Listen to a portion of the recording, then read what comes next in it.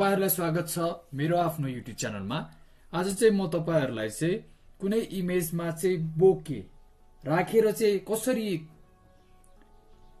इमेजलाई चाहिँ अझ क्रिएटिभ गर्न सकिन्छ होला त त्यो कुरा आज हामीहरु थाहा पाउने छौं। अब फर्स्ट अफ अल चाहिँ हामीले बुझ्नुपर्ने कुरा चाहिँ के हो भन्दाखेरि यो बोके भनेको चाहिँ के रहेछ।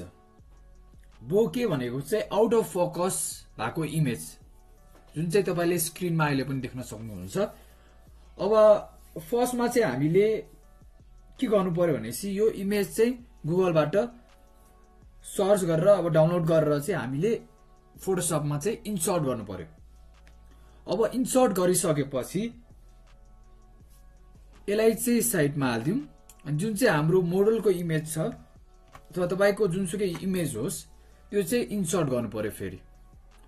अनि यसलाई चाहिँ ड्र्याग जुन चाहिँ बोके इमेज छ ड्र्याग र ड्रप गर्नु पर्यो।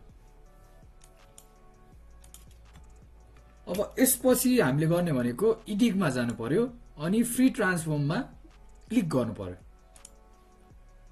अनि यसलाई चाहिँ एडजस्टमेन्ट गर्नु पर्यो।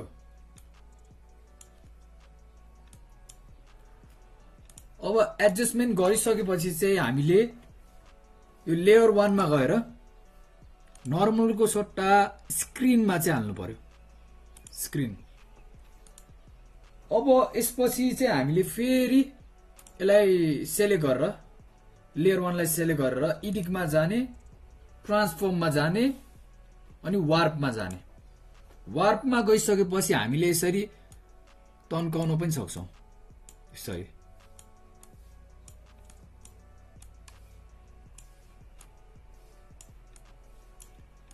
यसरी मिलाएर तपाईले राख्न सक्नुहुन्छ।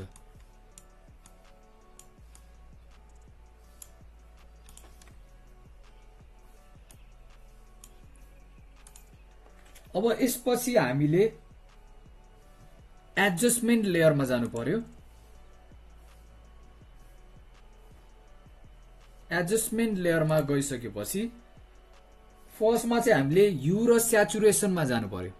ह्यू र स्याचुरेसन यहाँबाट चाहिँ हामीले कलराइजमा चाहिँ क्लिक गर्नु पर्यो टिक हान्नु पर्यो अनि कुनै कलरमा चाहिँ तपाईले यसरी चेन्ज गर्न सक्नुहुन्छ। स्याचुरेसन बढाउन पनि सक्नुहुन्छ घटाउन सक्नुहुन्छ लाइट बढाउन घटाउन। सो अब चाहिँ हामीले एउटा कलर चुज गरौँ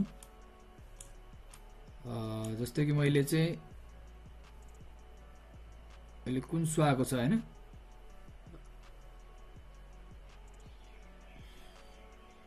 जस्तै कि मैले अहिले यो चुज गरे स्याचुरेसनलाई हल्का यति लाइटलाई हल्का यति। अब यसपछि चाहिँ हामीले फेरि एडजस्टमेन्ट लेयरमा गएर कलर लुकअपमा जानु पर्यो। यहाँतिरबाट चाहिँ हामीले कुनै लटहरु चाहिँ इन्सर्ट गर्न सक्छौं। लट भनेको चाहिँ कुनै कलर चाहिँ अलरेडी बनेको कलरलाई चाहिँ डाइरेक्ट इम्प्लिमेन्ट गर्ने जसरी हो। सो फर्स्टमा चाहिँ अब कुन चाहिँ कलर चाहिँ सुहाउँछ यसरी लट चाहिँ दिएको छ। अब कुन चाहिँ सुहाउँछ तपाईलाई त्यही अनुसार चाहिँ तपाईले गर्न सक्नुहुन्छ। यो चाहिँ अहिलेको लागि मैले यो राखे। अब यसपछि हामीले फेरि एडजस्टमेन्ट लेयरमा जान्छौं अनि कर्व्समा जान्छौं। यहाँबाट चाहिँ सबभन्दा माथि आएको यो टुलमा चाहिँ क्लिक गर्छौं। यसले चाहिँ के गर्छ भन्दाखेरि कुनै ब्राइटनेस यसरी बढाउन मिल्छ घटाउन मिल्छ अनि यसरी गर्न मिल्छ। यहाँबाट चाहिँ यसरी मिलाउन पनि मिलिन्छ। अर्को कुरा चाहिँ जस्तै कि यति भयो। त्यसपछि अझ हामीले एडजस्टमेन्ट लेयरमा गएर ब्राइटनेस एन्ड कन्ट्रास्टमा जानु पर्यो।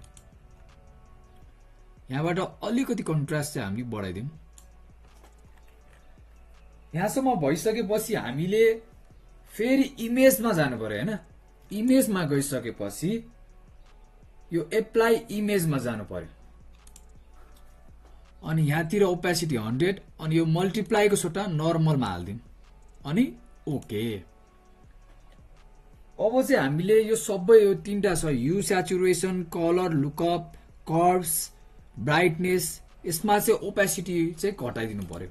ह्यू र स्याचुरेसनमा अब यति जति हाल्दियौं हुन्छ एकदम राम्रो देखाछ। यहाँतिर नि फिल्म ओपेसिटीमा गएर यति हाल्दिउँ, यो राम्रो देखाछ। सो यहाँतिर पनि गएर ओपेसिटी सबैको घटाइसकेपछि चाहिँ हामीले कन्ट्रोल सिफ्ट अल्ट ई थिच्नु पर्यो अनि एउटा नयाँ लेयर चाहिँ बन्छ।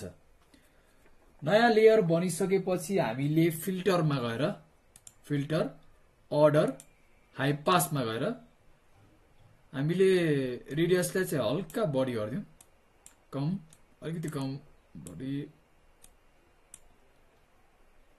अलिकति बढाइदिए, जुन कारणले चाहिँ त्यो मोडलको अनि त्यो जुन चाहिँ बोकेको चाहिँ इमेज चाहिँ अलिक शार्प जुन चाहिँ इजिली देखिन्छ त्योसम्म चाहिँ तपाईँले गर्नु पर्यो।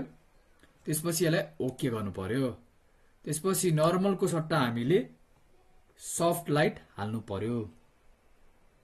सफ्ट लाइट अब हेर्नुहोस्, पहिला चाहिँ